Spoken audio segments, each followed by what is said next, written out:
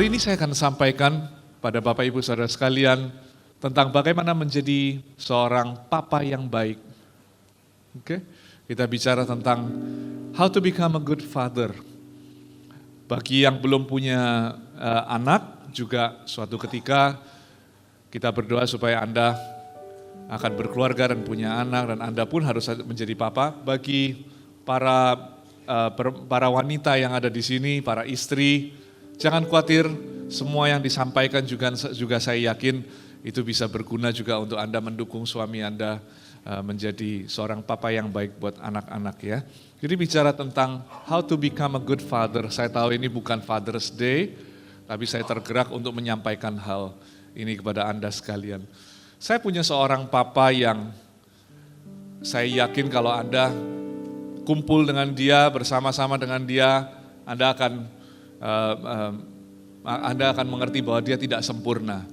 Namun bagi kami anak-anaknya, kami melihat dia sebagai papa yang sempurna. Apalagi buat saya melihat my father, my hero. Saya selalu melihat dia adalah seorang papa yang sempurna. Saya tidak bisa menemukan kesalahannya meskipun saya yakin ada. Cuman saya tahu dia adalah papa yang begitu luar biasa yang Tuhan Tuhan tempatkan di dalam kehidupan kita. Istri, saya sering bilang bahwa kalau anak-anaknya papa itu bisa menjadi separohnya papa aja. Kalau kalian bisa become half the man that he is, sudah bagus katanya. Ya, dan saya setuju itu memang ya. Papa saya kalau ditanya punya memori apa tentang papa, saya punya memori yang bagus dengan dia. Waktu kecil dia tidak banyak waktu dengan kita karena dia sibuk bekerja. Papa saya itu penjahit, jadi bikin jas. Oke, seorang tailor. Dia kerja di sebuah mall di Surabaya, dari pagi sampai malam dia bekerja, Senin sampai Minggu pada waktu itu. Jadi kalau pagi saya berangkat ke sekolah, dia belum bangun, kalau malam saya tidur, dia belum pulang. Dan itu di sepanjang masa kecil saya begitu, dia tidak terlalu terlihat karena dia sibuk bekerja. Namun saya mempunyai memori yang baik dengan dia. Suatu ketika waktu saya kelas 3 SD saya ingat, saya bilang sama papa saya, "Pak, saya pergi kepingin bowling." Ya, dulu di Surabaya ada bowling center lalu terbakar. Saya pingin bowling, Pak. Dia menyempatkan waktu untuk ajak saya pergi bowling siang-siang setelah pulang sekolah. Saya tahu dia pergi gitu dengan pengorbanan, karena toko kalau tidak ada papa, maka tidak ada order pada zaman itu. Siapa yang ngukur kan begitu. Jadi, tapi dia ajak saya pergi bowling. Saya masih ingat dia duduk di belakang, saya main bowling sendirian masih kecil. Nah, setiap kali saya balik badan untuk ambil bola berikutnya, saya bisa melihat dia melihatin saya lagi main bowling di sana. Itu selalu meskipun waktu yang ada tidak banyak bersama dengan dia pada waktu saya kecil, namun di dalam hati saya selalu melekat, dia itu papa yang baik. Dia papa yang baik sekali. Selalu very kind, understanding, pengertian, dan selalu baik hati kepada anak-anaknya. Itu mengubah hidup kita. Kemanapun pada waktu kita beranjak dewasa, apapun temptation, pencobaan yang kita alami dalam hidup ini, keberadaan papa di dalam kehidupan kita itu menjadi suatu mirror, suatu cermin di mana kita itu mempunyai suatu standar yang aku harus minimal berusaha mencapai ke arah sana. Masalah mencapai atau tidak saya ragu, ya, karena itu a big shoes to fill, ya, sepatu yang besar sekali untuk diisi oleh anak-anaknya. Jadi hari ini saya ingin sampaikan tentang fatherhood atau tentang bagaimana menjadi seorang papa yang baik. Saya privilege untuk memiliki seorang ayah yang baik. Tapi saya juga tahu banyak orang tidak mempunyai privilege yang sama. Oke. Tetapi hidup itu sebetulnya sama kok. Ada orang beruntung di satu area, rugi di area lain. Ada orang kesusahan di satu area tetapi mempunyai kelebihan di area yang lain. Saya mungkin mempunyai seorang papa yang mudah untuk saya jadikan seorang panutan, tetapi tentunya ada hal-hal lain yang menjadi tantangan buat saya. Tapi tetap bicara tentang fatherhood penting sekali. Kita tidak bisa deny, tidak bisa menyangkal kenyataannya bahwa menjadi seorang papa itu adalah sesuatu yang harus kita pelajari dengan baik, kita mengerti dan kita usahakan. Pernah sadar enggak kalau anak-anak itu, anak kecil ya, kalau dimarahi sama mamanya 100 kali mereka enggak apa-apa. Iya enggak? Tapi kalau dimarahi papanya sekali aja sakit hatinya bisa bertahun-tahun. Paling tidak itu yang terjadi dalam hidup saya. Kalau mamanya ngomelin anak-anak kita, anak-anak itu masuk kanan keluar kiri, oke? Tapi kalau saya yang ngomeli sekali gitu bisa berhari-hari nggak mau bicara sama saya. Karena memang seorang papa itu dampaknya besar buat anak-anak, ya. Seorang mama juga, tapi dengan cara yang berbeda. Hari ini kita fokus pada topik fatherhood atau fathership atau how to become a good father, ya. Bagaimana cara menjadi seorang papa yang baik? Apakah kita bisa baca buku? Bisa lihat artikel dan mempelajari dari sana? Yang pasti banyak sekali artikel dan buku-buku yang mengarah ke sana. Oke, teori bisa macam-macam, tapi satu hal yang pasti Bapak Ibu, menjadi seorang ayah, jangankan menjadi seorang ayah, menjadi seorang pria yang baik. Oke, itu tidak mudah. Hari ini saya bukan bela ya, tapi saya fokus untuk bicara pada para pria. Meskipun kalau di gereja itu selalu mengerikan, karena di atas ini kalau dilihat perempuannya lebih banyak. Menjadi seorang pria itu tidak mudah. Tidak mudah. Ya kalau dilahirkan laki-laki itu mudah. Tapi menjadi seorang pria yang baik itu tidak mudah. Oke, coba lihat begini. Lebih banyak orang laki-laki yang meninggal di pekerjaan daripada perempuan. Iya kan? Lebih banyak kan? Karena tukang bangunan lebih banyak pria daripada wanita. Jadi yang kecelakaan dalam pekerjaan, yang mengerjakan mesin berat apa semua, itu yang jadi tentara semua, memang semua bisa, laki perempuan bisa melakukannya. Tetapi karena profesi-profesi yang lebih beresiko itu lebih banyak harus dilakukan oleh para pria, maka lebih banyak orang terbunuh di dalam pekerjaan itu pria. Lalu pria itu lebih cenderung sakit daripada perempuan. Mereka usianya lebih pendek. Secara rata-rata pria itu usianya 70 tahun dan 6 bulan. 70 tahun dan 4 bulan, oke. Secara rata-rata wanita itu hidupnya 74 tahun dan 6 bulan. Jadi 4 tahun lebih lama daripada pria, ya. Jadi pria lebih banyak yang terbunuh di pekerjaan, meninggal di pekerjaan, pria lebih sakit, matinya lebih cepat. Kalau mereka bekerja oke, sebagian besar daripada income-nya atau penghasilannya yang ngabisin orang lain. Betul?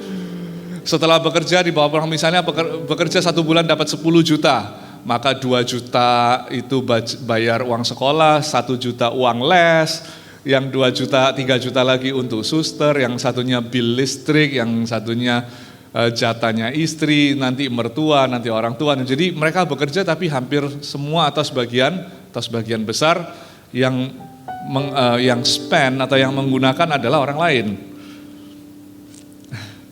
Saya bisa lihat para pria senyum-senyum dari sini, ya. Ada beberapa yang sikut-sikut istrinya, dengerin. Lalu kalau di kasus perceraian, apalagi kita di Indonesia, oke, secara otomatis anak-anak itu hak asuh jatuhnya pergi ke mama, ya, ke si perempuan. Jadi untuk mendapatkan hak asuh itu juga kemungkinannya kecil, unlikely. Lalu di hal-hal keadaan seperti emergency, pernah nonton film Titanic? Siapa yang ditinggal? Para pria yang naik di sekoci dulu, para perempuan dan anak-anak, begitu ya. Mesti women and children, rumah sakit ibu dan anak, semua ibu dan anak yang diperhatikan. It's okay juga, karena memang saya bilang it's okay karena saya mengkhawatirkan keselamatan saya nanti keluar. Jadi di dalam emergency, pria itu ditinggal paling belakang, oke, yang lain ditolong terlebih dahulu. Oke, tetapi tentunya kepada mereka yang diberi lebih juga akan diminta daripada mereka. Jadi menjadi seorang papa yang baik itu adalah sesuatu yang tidak mudah, karena menjadi pria yang baik aja juga tantangannya banyak. Tapi ada harapan buat kita semua. Setiap pria itu pada waktu mau menjadi seorang ayah, itu mereka harus adaptasi dari singlehood, adaptasi masuk kepada fatherhood. Yang tadinya single masuk ke menjadi seorang papa, tanggung jawabnya jadi beda. Yang tadinya happy go lucky, punya uang semua di-spend sendiri, beli gadget dan lain-lain, sekarang uangnya harus disisihkan untuk orang lain. Oke, yang pasti siapapun kita, kalau kita beranjak dari single pergi ke fatherhood, dari single pergi ke menjadi seorang ayah, maka siapapun kita akan mengetahui bahwa kita tidak bisa menjadi orang yang sebelumnya, seperti orang yang sebelumnya. We cannot be the man we once was. Okay, we once were. Kita nggak bisa menjadi pria yang dulu itu. Suatu ketika ada satu orang datang ke saya, ya ini masih saudara. Ini pria tinggi besar, dia bertengkar terus sama istrinya. Lalu kedua-duanya datang ke saya, mereka bicara sama saya, terus si istrinya bilang, saya itu ditinggal terus, dia nggak pernah pulang rumah. Lalu si pria ini, ya tidak semua pria tanggung jawab, kebetulan yang ini kurang. Terus dia bilang, dia noleh ke istrinya, dia bilang di depan saya, dia bilang begini, saya kan sudah bilang sama kamu, dulu kan kita sudah make a deal, bahwa kalau saya sudah menikah pun, saya tidak bisa tinggalkan kehidupan sosial saya. Jadi si pria ini bilang, saya tetap pokoknya yang penting saya kasih kamu uang. Lebih dari itu saya tidak bisa. Saya sudah bilang dari dulu sebelum menikah, dan kamu mau, gituin, ya kan? Kamu mau. Jadi saya tidak bisa meninggalkan kehidupan sosial saya. Jadi dia bilang kalau sudah pulang kerja, ya pasti lanjut pergi futsal, pergi ke nongkrong di kafe dan lain-lain sama teman-temannya. Pada saat yang sama istri dan anaknya di rumah, ya. Tidak bisa meninggalkan. Tapi kita semua tahu sebetulnya, kalau kita masuk di dalam fatherhood atau kita menjadi seorang ayah, kita tidak bisa lagi seperti pria yang dulu. Kita harus menjadi orang yang baru ini, yang penuh dengan sacrifice, yang penuh dengan pengorbanan. Oke, kita bertumbuh menjadi atau berubah, growing into menjadi sesuatu yang baru, yang menakutkan, tetapi yang powerful, yaitu namanya jadi papa. Jadi para teman-teman yang masih single di sini, lebih baik belajar mulai dari sekarang ya. Saya beritahu dulu kalau suatu hari kalau kalian mau menjadi papa, it's going to be scary. Itu akan menjadi sesuatu yang menakutkan. But ada tapinya, di dalam kamus Tuhan selalu ada tapinya. Kalau dilakukan dengan benar, dengan bersama-sama dengan Tuhan, it's going to be beautiful. Okay? It's going to be beautiful. Karena memberi selalu lebih baik daripada menerima ya. Jadi pertanyaannya, bagaimana cara menjadi seorang papa yang baik? Saya akan menyampaikan dari dua bagian. Bagian pertama lebih singkat, bagian kedua lebih lama, lebih dalam. Bagian pertama adalah tips. Tips itu banyak sekali. Hari ini saya kasih 6 aja, tetapi Anda kalau mau lebih rajin bisa cek di Google atau beli buku dan lain-lain, and tips on how to be, ketik aja di Google, tips on how to become a good father, itu keluar di sana ya. Tapi kalau tips is only tips, itu bukan fundamental, bukan value, bukan nilai. Ini saya akan explain di bagian kedua ya. Oke, bicara tentang tips. Yang pertama, kalau mau jadi seorang papa yang baik, letakkan atau prioritaskan keluargamu lebih daripada dirimu sendiri. Itu number one. Kalau mau jadi seorang papa yang baik, harus prioritaskan orang lain dan harus bisa terima bahwa hidupku bukan punya aku lagi. Selama itu tidak terjadi, maka kita akan terus mempunyai satu resentment, suatu keberatan.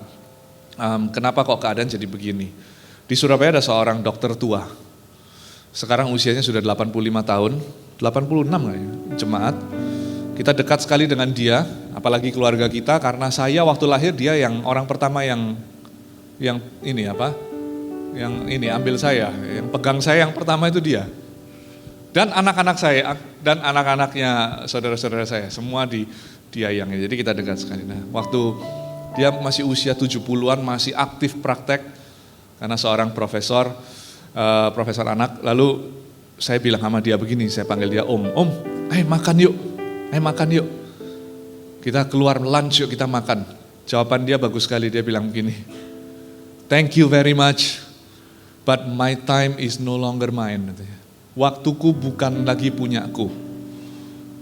Jadwal dia sudah tertata rapi, setiap hari pagi jam 5 bangun, lalu jam 6 praktek sampai jam 8, lalu dia treadmill, habis itu makan pagi, mandi, berangkat ke rumah sakit, visit sampai jam 11, jam 12 pulang, tidur siang. Tidur siang, bangun, mandi-mandi, praktek lagi jam 5 sampai jam 8 malam, lalu makan malam sama keluarganya, lalu tidur lagi. Ya, baca-baca buku dan lain-lain, lalu tidur lagi, nanti tengah malam kadang-kadang jam 2, jam 3 perlu bangun untuk pergi ke rumah sakit. Lalu dia ulangi hal yang sama terus selama 60 tahun. Oke, dedikasinya buat keluarga sama buat pasien. Buat keluarga sama buat pasien. Waktu kita ajak dia keluar, dia bilang, thank you, but my time is no longer mine. Waktu saya bukan punyaku lagi. Oke, kita ambil ininya intisari daripada hal tersebut, yaitu dia mengerti untuk menjadi seorang papa yang baik atau menjadi seorang dokter yang baik, apapun itu, waktu itu sudah bukan punya kita lagi.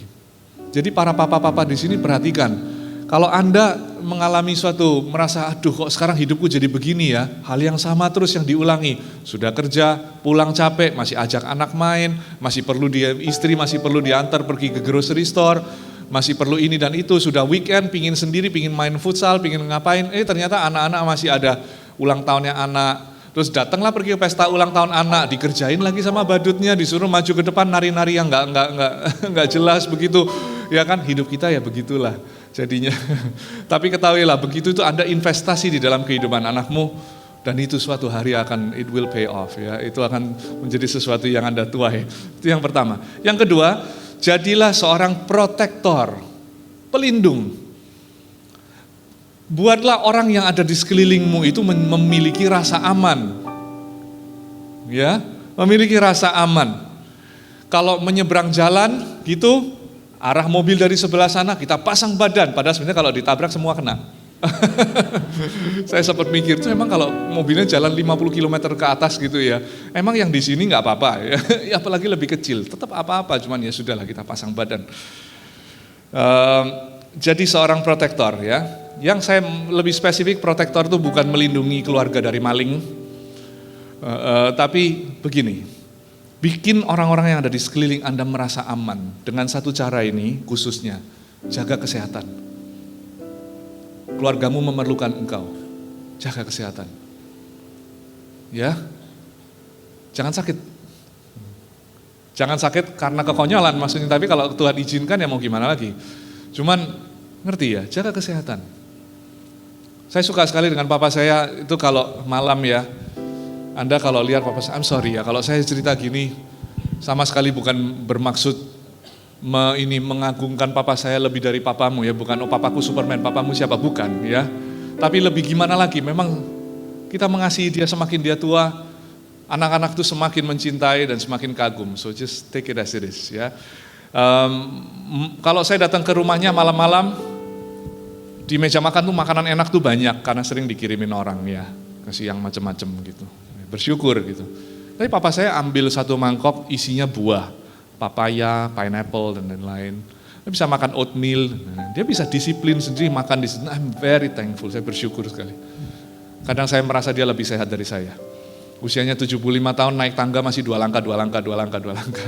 Setiap hari masih jalan 10.000 langkah, masih renang 1 kilo. Very strong man. Karena dia jaga kesehatannya. Kita dari kecil nggak pernah harus khawatir akan kesehatan dia. Ya, selalu dia tahu 6 bulan sekali check up sendiri, obat semua dia atur, nggak pernah harus ribut sama dia masalah kesehatan gitu. So, salah satu cara untuk membuat keluarga punya rasa aman, jaga kesehatanmu. Beberapa waktu yang lalu saya bikin satu seminar, diundang untuk bikin satu seminar dengan tandem dengan seorang dokter. Dia menyampaikan bagian tentang kesehatan, menjaga kesehatan secara keseluruhan, healthy gut, healthy you, dan lain-lain. Saya menyampaikan bagian tentang bagaimana menolong orang yang sakit secara emosionalnya dan sebagainya ya. Dia sampaikan sesuatu yang bagus, dia bilang begini, I could be wrong, tapi kurang lebihnya dia bilang, masalah kesehatan kita itu dimulai dari gut kita, gitu ya. Karena usus kecil itu ada dindingnya, nanti kalau itu makanannya nggak benar nanti jadi leaky gut itu jadi autoimun, jadi apa segala macam, dan dia cerita tentang itu. Terus dia bilang solusinya adalah kalau makan Satu piring itu dibagi jadi separuh, 50% harus warna-warni katanya. Ya, warna-warni. Warna-warni itu bukan M&M ya. Oke, warna-warni itu maksudnya sayur dan buah gitu. Lalu yang seperempat lagi karbohidrat yang baik or something, and then yang separuh lagi baru protein. If you can manage begitu, itu akan lebih baik. Dan lebih seru lagi waktu itu dia bicara tentang bentuk dan warna pup. Anda mau dengar? Enggak ya, nggak usah ya. Itu menunjukkan kesehatan usus kita dan jamnya harus kalau bisa constipation apa, kalau bisa jangan lewat jam 12 siang. Dan dia menyampaikan dengan sangat bagus sekali. My point is, jaga kesehatan Anda, para pria di sini. Oke, para wanita Anda bisa melakukan bagian Anda. Oke, omelin terus tiap hari ya supaya makannya nggak ngawur. Oke, jadi protektor. Yang ketiga, spend time sama anak-anak. Ini tips, spend time sama anak-anak. Ada satu orang datang ke saya, seorang perempuan, dia bawa anaknya. Dia bilang anak saya bermasalah. Saya agak bingung kalau disuruh konseling anak-anak, karena anak-anak belum bisa diajak bicara dengan baik, apalagi di bawah 10 tahun. Jadi saya ambilkan dia sebuah kertas, saya kasih dia pensil, saya bilang, draw your family. Lalu dia gambar. Dia diam di sana gambar, agak lama lalu dia kasih ke saya. Dia gambar sebuah rumah, lalu di dalam rumah itu dia gambar beberapa orang. Tepatnya 1, 2, 3, 4 orang.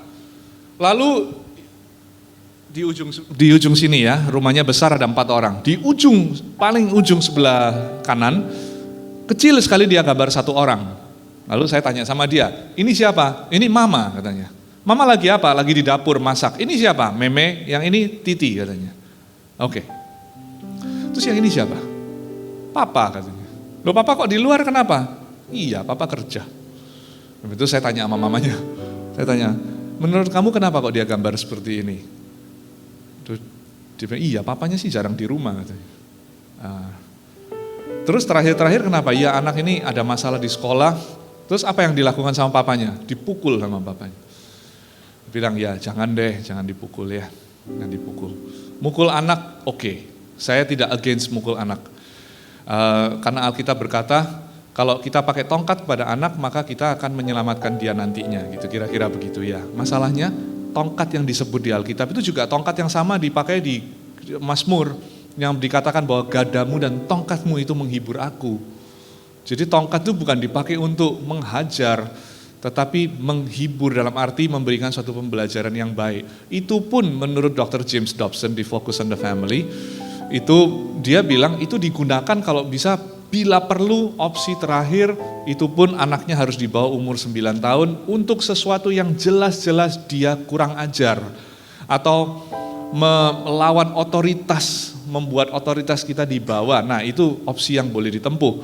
Itu pun setelah ditempuh harus diambil waktu untuk menjelaskan kenapa kita melakukan itu. Dan dijadikan satu pembelajaran yang baik. Nah ini baru lengkap mukulnya. Jadi bukan karena frustrasi kita pribadi, kita hajar anaknya supaya dia diem. Lalu tidak ada penjelasan berikutnya. Oke. Si papanya itu dia mau pukul. Terus selain itu saya bilang, udah terlepas dari masalah pukul, saya tanya, papanya ada spend waktu sama anak enggak? Enggak sih, jarang. Kalau udah pulang ya udah ngelihat korannya, lihat detik.com, lihat apa. Ya udah di situ aja diam. Saya juga bisa mengerti karena jadi pria juga udah jenuh, udah capek mungkin di kantor. Jadi pulang bawaannya maunya duduk aja santai. But the thing is, kalau Anda mau jadi papa yang baik, you have to spend time sama anak-anak. Oke? Meskipun spend time-nya tidak banyak, makanya saya kasih cerita yang pertama tadi, papa saya spend time-nya tidak banyak.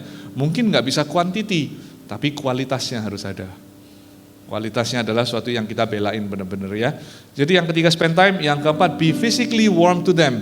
Yang warm, yang hangat sama anak-anak. Saya tidak peduli kalau Anda kaku, tapi kita nggak pernah dipeluk. Kita dulu datang dari keluarga kuno, diajari dengan cara Belanda, gitu, misalnya gitu, atau cara apapun, nggak tahu ya.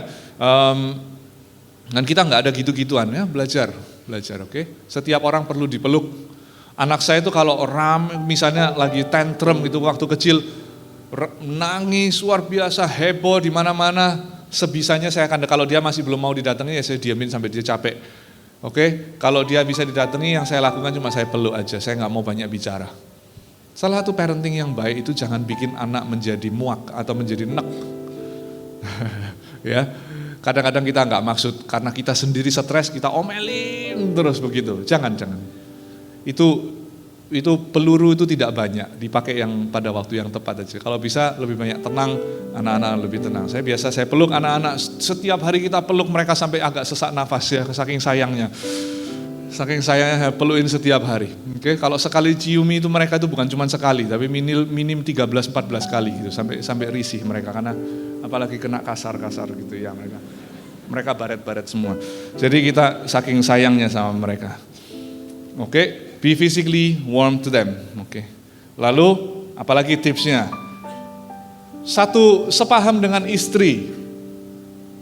Jangan istri bilang A, suami bilang B. Mama sudah bilang tidak boleh, papanya bilang nggak apa-apa, kamu tuh emang terlalu rewel sama anak, nggak apa-apa, pergi aja gitu, jangan ya. Oke, itu tips. Lalu yang terakhir tipsnya, jadilah responsible, jadilah tanggung jawab secara finansial. Jangan bikin orang-orang di rumah itu didatangi oleh debt collector. Jadi responsible secara finansial, hal ini besar, hal ini penting ya. Jadi kalau bisa hindari hutang, supaya keluarga bisa merasa lebih aman. Oke, baik, itu tadi tips-tips saja. Kita pergi ke bagian fundamental yang lebih penting. Bagaimana cara menjadi seorang papa yang baik? Yang pertama adalah terimalah bahwa dirimu sudah bukan lagi single. Jadi benefit-benefit, keuntungan-keuntungan dari kehidupan single life sudah tidak ada. Terima dulu.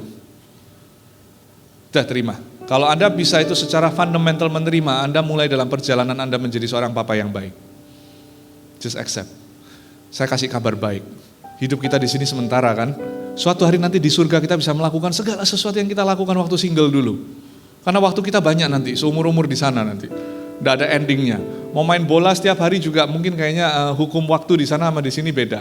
Karena di sini hukumnya jatuh di bawah dosa ya kan. Jadi kelihatannya cepat sekali berlalu.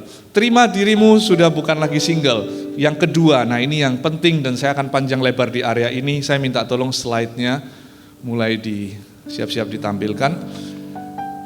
Hadiah yang terbaik yang bisa kita berikan kepada anak adalah apa? Warisan? Bukan. Uang? Bukan. Pabrik? Bukan. Pernikahan yang bahagia. The best gift you can give to your children is a happy marriage. Pernikahan yang bahagia. Oke? Dan di dalam pernikahan yang bahagia, satu yang perlu diperhatikan, banyak komponennya tapi satu yang perlu diperhatikan. Bapak-bapak sekalian, perhatikan. Stay faithful to your wife. Setialah dengan istrimu. Oke? Setialah dengan istri masa mudamu. Ya. Yang orang sering bercanda, bukan istri mudamu, tapi istri masa mudamu. Stay faithful. Saya akan sampaikan sedikit tentang perselingkuhan. Bisa slide-nya? Dinyalakan? Oke. Kita akan lihat tentang perselingkuhan. Slide belum siap? No slide? Kita akan lihat tentang perselingkuhan. Kenapa orang selingkuh? Lalu bedanya apa pria dan wanita kalau selingkuh dan bagaimana mencegah perselingkuhan dan bagaimana mengatasi keadaan pasca selingkuh. Oke, next slide. Next slide. Oke, mengapa orang selingkuh? Ada 3.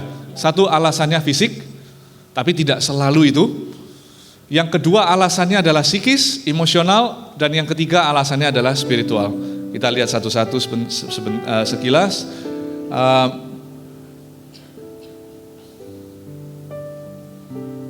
Alasan fisik. Ini, tolong dilanjutkan ke slide berikutnya. Oke. Ini ada quote dari seorang bernama Dr. Kevin Leman yang menulis buku. Dia tulis begini. Jarang terdengar ada pasangan yang berkata kehidupan seks kami luar biasa tetapi kami bercerai. Jarang. Oke, lalu yang bawah tulisannya hubungan seksual yang baik adalah perekat pernikahan. Bukan segalanya, tetapi tentunya itu adalah perekat yang baik ya. Jadi perhatikan bagian itu. Kuantitas dan kualitas kehidupan seks pasangan itu penting untuk mencegah perselingkuhan.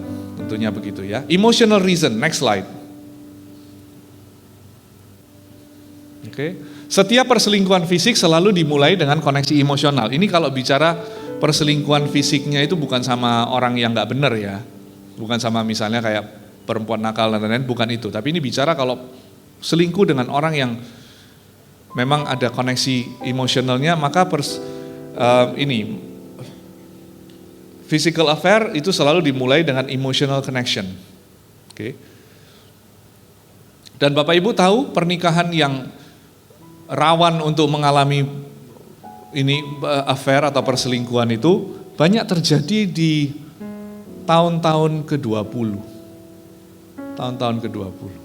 Ya bisa terjadi di kapanpun, tapi ternyata yang sudah menikah 20 tahun itu juga rawan. Juga rawan.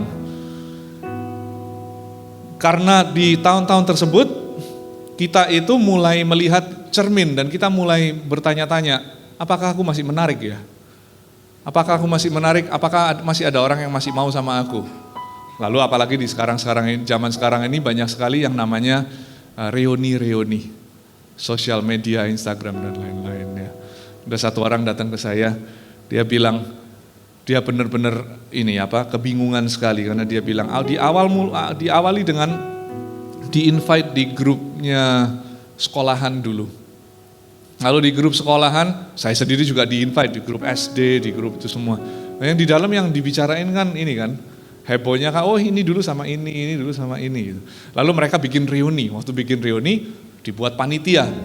Lalu salah satu ini perempuan itu mengontak dia, karena dia adalah kepala panitianya dan ini diminta untuk jadi siapa, bagian bendahara atau bagian apa. Lalu mereka kontak, dari sana kontak dia jatuh cinta loh, jatuh hati sama orang tersebut. Oke, nanti saya jelaskan kenapa kok orang bisa jatuh hati seperti itu ya. Oke, dan kenapa kok bisa terjadi di angka-angka tahun ke-20, bahkan mungkin sebelumnya juga bisa, sesudahnya juga bisa. Oke, kenapa? Next slide. Kasih slide berikutnya. Oke, ini alasannya emosional. Alasannya kita bermulai dengan soulmate. Dia adalah pasangan hidupku, soulmate. Tapi terlalu lama jadi soulmate dan terlalu terbiasa tidak dipelihara dengan baik pernikahannya, kita menjadi roommate. Roommate itu berarti aku papa, kamu mama ya. Itu peranmu, ini peranku. Dan dijalankan bertahun-tahun seperti itu. Diterusin lagi lama-lama jadi roommate. Mending kalau roommate, kadang-kadang kamar pun pisah.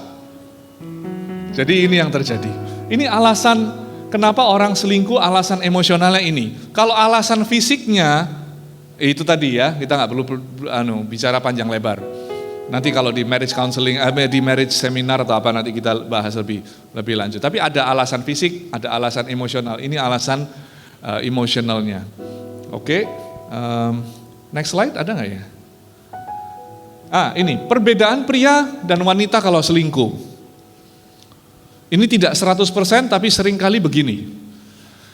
Pria melakukan perselingkuhan, act on it ya, maksudnya benar-benar melakukan, bukan cuma berpikir, tapi melakukan meskipun dia merasa pernikahannya masih bisa atau mau dipertahankan. Tapi kalau wanita sampai berani melakukan perselingkuhan, itu hampir selalu, bukan selalu, tapi hampir selalu dia sudah merasa pernikahannya sudah tidak bisa dipertahankan atau tidak perlu dipertahankan. Makanya kalau saya datang, kalau ada orang, ini teori di atas, berlaku untuk mayoritas kasus, bukan 100%. Kalau ada orang datang ke saya kasus pernikahan, ada orang ketiga lalu saya dengar yang selingkuh siapa? Yang wanita. Aduh, saya langsung aduh dulu di dalam hati. Gitu. Tapi kalau yang pria bukan berarti benar, tapi saya mesti cari tahu dulu. Seringkali yang saya temukan adalah ya cuman iseng dan bersalah memang. Tapi kalau ditanya benar-benar kamu meninggalkan keluargamu, kamu meninggalkan istrimu, enggak. Cuman ya jahatnya begitu, mau kanan kiri. Itu jahatnya di sana, ya. Entah kenapa, kalau mau dicek lebih lanjut ya mungkin backgroundnya pria, mungkin anatomi tubuhnya, mungkin panggilannya untuk memenuhi bumi, I don't know. Ya kan? Jadi Jadi ini drive-nya hunter. Drive-nya itu pemburu. Jadi kayak mencari mangsa begitu. Jadi mungkin drive-nya itu begitu. Sedangkan kalau perempuan itu berselingkuh itu, ini perempuan baik-baik ya, ini bicara perempuan baik-baik. Berselingkuh itu opsi terakhir, paling terakhir. Kalau dia benar-benar sudah nggak tahan, entah itu mau balas atau mau benar-benar sudah merasa nggak bisa dipertahankan, di KDRT habis dan lain-lain, dia akhirnya jatuh hati sama orang lain, sampai rela kalau sampai anak-anak harus di-split. Tapi kalau sudah sampai dilakukan, seringkali benar-benar dia ini sudah give up sama ini pernikahannya ya. Oke. Ini bicara alasan-alasan yang wajar-wajar, alasan-alasan di area wajar. Ada faktor-faktor lain Bapak Ibu yang saya harus mention. Faktor-faktor lain itu seperti apa? Seperti pornografi. Nah, itu juga menjadi culprit atau menjadi biangnya perselingkuhan seringkali ya. Anda bisa bayangkan alasan fisik, kalau seorang yang sudah menikah baik-baik dengan seseorang, tapi jatuh terjerat di dalam pornografi, wah itu repot sekali loh. Oke, saya sering bilang, nah ini relevan juga buat para anak-anak muda, be careful sama pornografi, tolong dihindari. Ini sudah merusak begitu banyak pernikahan, merusak begitu banyak kehidupan orang lain. Saya sering jelaskan juga, mungkin saya pernah jelaskan, Anda pernah tahu, tapi coba saya ulangi ya. Pornografi itu bukan cuma sekedar pornografi. Pornografi itu levelnya ada 3 Bapak Ibu. Anda tahu levelnya apa aja? Level 1, level 2, dan level 3. Ya itu 3 level 1, 2, 3. Yang pertama itu levelnya melihat. Kalau pria hampir selalu karena pria itu makhluk visual, dia akan melihat. Entah itu melihat image, melihat film atau apa, pokoknya dia melihat. Kalau perempuan bisa melihat, bisa juga membaca.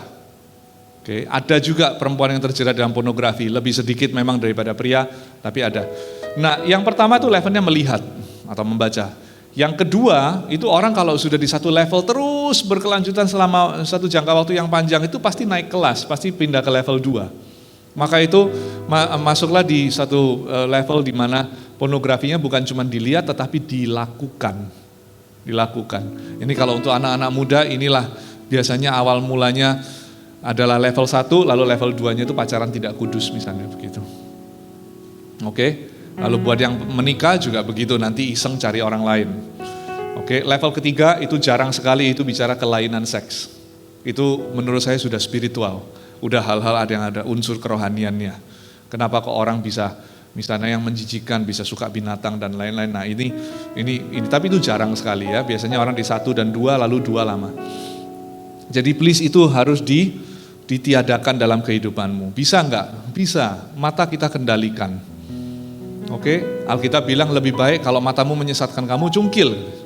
Kalau udah di dalam ini berhubungan dengan kita, bukan matanya yang dicungkil, tetapi internet koneksinya yang diputus. Bisa kan begitu? Kalau punya komputer di rumah, anak-anak muda juga tolong laptopnya jangan ditaruh di dalam kamar, ditaruh di luar kamar di mana orang lalu lalang dan bisa kelihatan apa kegiatan kita di komputer tersebut ya. Kalau itu pun masih Anda jatuh, komputernya taruh di luar rumah. Saya yakin pencobaannya akan hilang.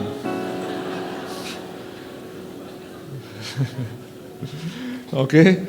Lalu ada lagi spiritual reason kenapa orang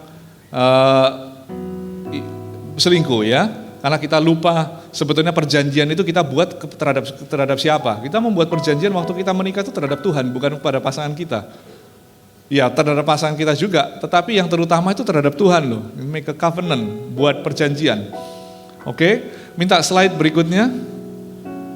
Coba saya lihatkan. Oke, here we go. Ini normalnya orang tuh berpikir, orang punya pikiran tuh seperti ini. Ada bagian realita, ada bagian fantasi. Lalu kita beroperasi di tengah-tengah yang bagian putih itu. Setiap kita tahu realitanya adalah si istri ini yang di rumah itu realita kita. Oke, setiap kita tahu realita kita adalah mobil ini loh, mobil yang setia ini, Toyota Avanza atau Toyota Innova kita ini yang setia, yang sudah aku beli, aku cicil selama 5 tahun akhirnya lunas ini. Yang aku kendarain setiap hari. Tapi kita punya fantasi bukan? Kalau pada waktu kita nyetir, terus kita lihat ada mobil lain lewat, BMW lewat dan lain, kita lihat, wow, itu mobil impianku. Oke? Tapi kita selalu landing di tengah-tengah. Adalah kembali ke realita. Oke? Kembali ke realita. Begitulah. Nah, di dalam pernikahan pun juga begitu. Ini pasanganku, itu pria yang aku nikahi, itu istri yang aku nikahi, ya, perempuan yang aku nikahi. Wih, tapi itu kok cantik banget gitu. Nah, kita di tengah-tengah. Pada waktu kita melakukan perselingkuhan, ini sebetulnya juga sama dengan pikirannya orang judi, itu sama seperti ini. Pada waktu kita melakukan perselingkuhan, perlahan-lahan dia punya lingkaran itu lepas. Tolong slide berikutnya. Nah, seperti ini. Realita dan fantasinya lepas. Akhirnya kita ada di fantasi. Di sebelah kita di ranjang ada istri kita tidur di situ, tapi di HP kita ketiknya sama orang lain. Dan kita merasakan sensasinya itu di sini. Gitu. Jadi kita hidup di dua dunia tapi kita nggak bisa ngelepas. Semakin dalam kita terjerumus, semakin tidak bisa connect ini dua ini. Makanya kalau bicara tentang konseling pernikahan, itu paling sulit bagi saya itu ini. Kasus-kasus yang begini. Kenapa? Karena saya harus tarik dulu orang tersebut, sekarang bukan bicara si suami sama si istri. Saya harus bicara si suami sama selingkuhannya dia dan tarik dia punya lingkaran untuk kembali connect lagi. Dan itu tidak mudah, karena itu ngonekinnya itu karena dia nggak bisa membedakan perasaan sama akal sehatnya. Tadi pagi kita ngomong tentang itu, fungsi otaknya ya. Bagian mana dan bagian mana itu. Dia nggak bisa kembali pergi ke fungsi otak yang rasional. Dia kembali tenggelam di perasaan fantasinya dia. Jadi ini yang terjadi. Oke, next slide. Kalau sudah terjadi, bagaimana mencegah perselingkuhan? Mencegah dulu ya. Selalu pastikan realita tidak terlepas dari fantasi. Jangan sampai terlepas. Anda di kantor, Anda punya sekretaris atau punya kolik atau punya sesama marketing, pergi selalu berdua kemana. Hati-hati, mulai curhat, mulai ini itu. Oke, kita sering dengar yang begitu hati-hati, tapi maksudnya itu hati-hati, realitanya jangan terlepas. Ini itu ingat, ini fantasi. Kalau Anda pernah makan buah, misalnya buah apa? Buah leci ya, oke? Kalau makan buah leci yang asli manis kan? Manis. Pernah minum sirup leci? Lebih manis mana? Sirupnya ya, tapi yang satu asli, yang satunya essence. Yang satunya asli, yang satunya buatan, oke? Tolong slide-nya tetap ditampilkan. Nanti kita mau ke poin berikutnya. Jadi itu menunjukkan bahwa kita harus kasih tahu kita sendiri. Ini bukan realita, ini fantasi dan ini terasa manis. Memang Alkitab mengatakan roti curian itu manis, lebih manis. Memang. Saya yakin kalau terjadi perselingkuhan pasti, apalagi kita usianya sudah 20 tahun masuk menikah, kita usianya 40 lebih, ada orang memperhatikan kita. Wah, kita serasa kita kembali tahun umur 23 lagi. Merasa aku masih menarik loh ternyata, ya kan? Rasanya itu kayak balik SMA lagi. Anda itu umur berapapun, umur 60, Anda selalu membayangkan Anda itu umur 21. Betul begitu Bapak-bapak Ibu? Ya? Gitu. Saya usia 40-an, tapi kalau saya lagi main basket sama teman-teman yang usia 20-an, saya lupa. Saya lupa kalau mereka lebih muda 20 tahun. Gitu ya. Saya mulai sadar kalau ditabrak sama mereka, itu kerasa banget. Oke, yang kedua, pastikan orang lain mengetahui tentang pasanganmu. Itu loh, di kantor ada fotonya presiden, wakil presiden, di bawahnya yang gede istri di sana. Oke, pastikan. Cincin kawin itu dipakai, bila perlu 5. Ini cincin kawin, yang ini anniversary keempat. Kemana-mana salaman sama orang tuh gini dulu.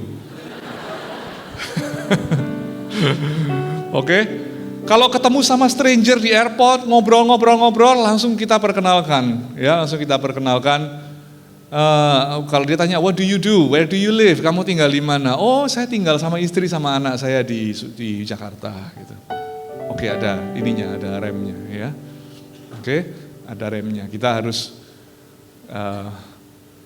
harus tanya, happily married, ya. Saya pernah ada di suatu tempat, lalu ada satu orang kebetulan ngobrol di luar kota ngobrol. Terus dia mulai tanya-tanya, dia tanya sama saya, seems interesting gitu ya, ngobrol gitu ya. Dua orang pria wanita, kita ngobrol karena ada satu kesempatan ngobrol. Dia tanya, what do you do ya? Saya bilang sama dia, ya me and my wife we live in Surabaya, saya bilang begitu. Oh, you're married? Oh yes, happily married. Ya, kita harus mengatakan begitu. Itu kita pastikan orang lain tahu tentang pasanganmu. Kalau itu masih nggak cukup, sekarang bisa sablon kaos. Fotonya istri gede-gede terus ditulis happily married gitu ya. Kontak 0800 berapa. Oke. Bicaralah dengan pasanganmu tentang pencobaan yang kau alami kalau memungkinkan. Kalau pasangannya orang yang nggak bisa rasional, begitu ngomong sedikit langsung ambil panci dipukul, mending ngomong sama gembala dulu, minta didoakan, nanti kalau sudah kapan ini bila perlu begitu ya. Miliki kehidupan seks yang sehat bersama dengan pasanganmu, ambil waktu berdua, percayalah anak-anak itu penting, tapi anak-anak suatu ketika akan beranjak dewasa dan meninggalkan Anda. Pasangan yang ada di sebelah Anda akan ada di sana sampai maut memisahkan. Oke, saya sering tanya sama orang, ayo ini kalau ini para wanita ini ya, para wanita yang jawabannya lebih cinta mana, suami atau anak? Jangan dijawab, suamimu di sebelahmu. Ya, karena saya tahu jawabannya. Kalau ini jurang, oke. Lalu ini suami, ini anak. Dua-duanya mau jatuh. Anda pegangan satu ranting pohon. Tangan Anda sisa satu. Anda cuma bisa tangkap satu untuk diselamatkan. Ayo selamatin yang mana? Jangan dijawab, saya tahu jawabannya. Ya, orang sering bilang, suami, anak akan selalu jadi anak. No, kebalikannya, anak akan ninggalin Anda dan menikah dengan orang lain dan pergi nanti. Kalau dibilang cinta siapa, harusnya lebih cinta pasangan. Karena di tes untuk mengukur stres, nomor 1 skor paling tinggi itu kehilangan pasangan. Skornya 100 dari 100. Ya, jadi pastikan Anda investasi. Karena kalau Anda investasi di dalam hubungan dengan ini, pasangan Anda dengan baik, dipelihara, baik itu secara emosional maupun secara fisik, secara spiritual, nanti yang tercipta adalah pernikahan yang bahagia, dan pernikahan yang bahagia itu nanti jadi hadiah yang terbaik buat anak-anak. Jadi pastikan memiliki kehidupan seks yang sehat dan bersama dengan pasanganmu. Sekali lagi, seks bukan segala-galanya, percayalah, bukan. Oke, bukan segala-galanya, tetapi itu seperti oli di mesin. Untuk berjalan dengan baik perlu diperbaharui terus ya. Jadi ada waktu harus invest, pergi berdua, anak-anak titipin nggak apa-apa. Pak Gembala dan Ibu Gembala di sini tidak keberatan dititipin. Saya mewakili mereka untuk menyampaikan ke Anda, mereka bersedia untuk dititipin anak kapanpun, siapa berapapun ya. Jangan disampaikan saya bilang gitu, tapi pokoknya begitu. Nah terus yang terakhir, jagalah kerohanian dengan baik, miliki mezbah keluarga dan lain-lain. Oke, andalkan Tuhan, pergi gereja bersama-sama. Itu yang harus dilakukan. Oke, yang terakhir slide-nya. Bagaimana mengatasi keadaan pasca selingkuh kalau sampai pernah terjadi di sini ya. Kalau sampai ada, oke ini dulu deh. Lihat ini dulu baru nanti. Oke, mengusahakan pemulihan pasca perselingkuhan adalah salah satu yang tersulit yang bisa dialami seseorang. Rasa sakit yang terbesar, rasa sedih yang terbesar itu kehilangan pasangan. Rasa sakit yang terbesar itu dikhianati pasangan. Oke, jadi memang itu yang paling sulit. Tapi bukan berarti tidak bisa. Lalu dengan usaha maksimal, chance of survivalnya 51%. Sebetulnya mereka tulisnya 50, saya tambahin 1 karena tidak ada yang mustahil bagi Tuhan. Tapi tak tambahin cuma 1. Ya. Statistik menunjukkan 70% gagal berakhir dengan perpisahan. Oke, statistik hanyalah angka, nggak usah dianggap. Kalau sungguh-sungguh kita punya hati yang mau, bisa. Durasi pemulihan kurang lebih 1 tahun. Pengampunan dan intervensi rohani sangat dibutuhkan. Bagian terakhir, pengampunan bagi Bapak Ibu di sini yang pasangannya pernah mengkhianati Anda, ketahuilah, ya, temukanlah di dalam dirimu untuk bisa mengampuni. Oke, mengampuni itu tidak mudah. Sangat tidak mudah. Menurut saya hanya bisa dicapai, pengampunan itu 3 level. Itu level 1, 2, 3 tadi ya. Level pertama mengampuni adalah memutuskan untuk mengampuni orang yang bersalah untuk Anda, bukan untuk dia. Jadi orang salah akan tetap salah, tetapi kalau Anda mengampuni, Anda bebas.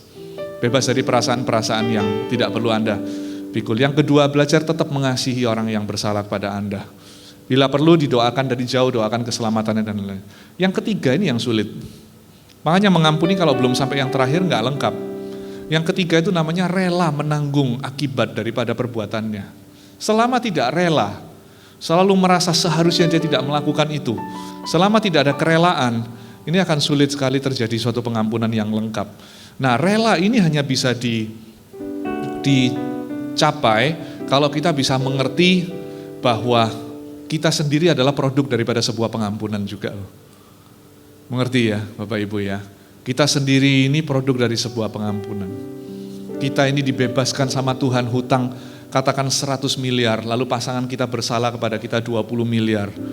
Kalau kita fokus kepada kenyataan bahwa kita ini dibebaskan hutang segitu besarnya, harusnya kita bisa menemukan dalam diri kita untuk memaafkan. Tapi memang tidak semudah ini, banyak kerumitan di dalamnya, cari pertolongan kalau ini terjadi pada Anda.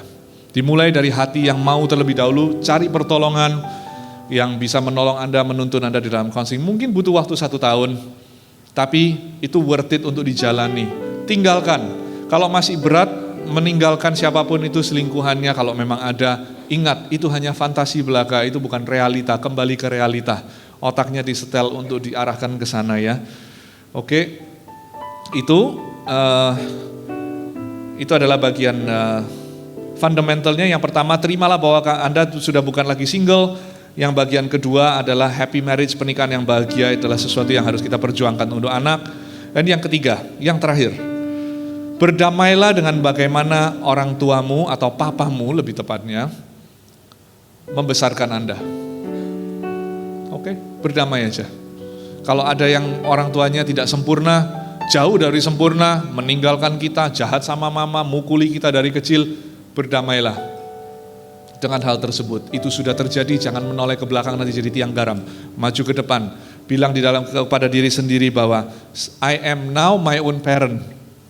Saya sekarang adalah orang tua saya sendiri gitu. Orang tua saya yang sesungguhnya menyakiti saya, meninggalkan saya, baiklah aku ampuni dia. I am now my own parent, aku move on ke depan. Aku tidak meminta orang untuk menolong aku, rescue aku, tapi aku melihat itu loh, ada figur Bapak yang sempurna di atas, yang menjadi panutan saya, yaitu Papa di surga yang memberikan saya segala alasan untuk saya bisa menjadi seorang papa yang baik buat anak-anak saya. Amin Bapak Ibu, amin ya. Jadi kita berusaha itu, kita berdoa terus buat Anda, supaya ini generasi yang membutuhkan papa-papa yang baik. Se-generation yang membutuhkan, generasi dimanapun sebetulnya membutuhkan papa-papa yang baik ya. Oke, jadi saya berdoa supaya Anda semua bisa menjadi orang tua yang baik, khususnya buat anak-anak muda juga. Suatu ketika nanti hidupi hidupmu dengan baik mulai sekarang, kelak engkau akan menjadi seorang ayah yang mendidik anak dengan luar biasa, menjadikan suatu generasi. Gereja berperan dengan sangat baik dalam hal ini. Ya, gereja berperan dengan sangat baik melengkapi setiap kita untuk kita bisa melanjutkan ini sistem keluarga yang Tuhan kehendaki di dalam kehidupan anak-anaknya. Amin Bapak Ibu.